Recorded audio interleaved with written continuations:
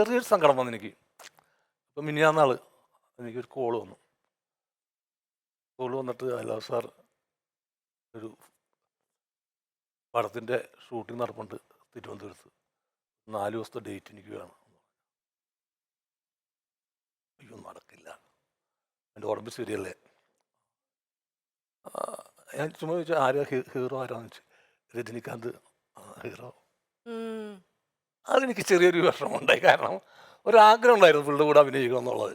ആഗ്രഹം ചിലപ്പോൾ അഹങ്കാരമാകാം. ഇനി അത് വിളിച്ചിട്ട് പോലും പോയില്ല എന്ന് പറഞ്ഞു. ഇല്ലില്ല, എനിക്ക് വയ്യാണ്ടാണ് ഈ 4 ദിവസം കണ്ടിന്യൂസ് ആയിട്ട് കൊടുക്കാൻ. കാരണം ഇല്ല, ഞാൻ ആർട്ടിസ്റ്റിനെ ചോദിക്കുന്നതിന് മുമ്പ് തന്നെ നോ പറഞ്ഞു. ഞാൻ പറ്റില്ല, എനിക്ക് ഇപ്പോൾ ഒന്ന് ബലവാനാവാനുണ്ട്. അതാണ്.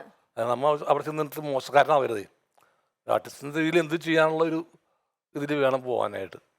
കാലുകളൊക്കെ മുട്ടൊക്കെ വയ്യാണ്ടിരിക്കുകയാണ്.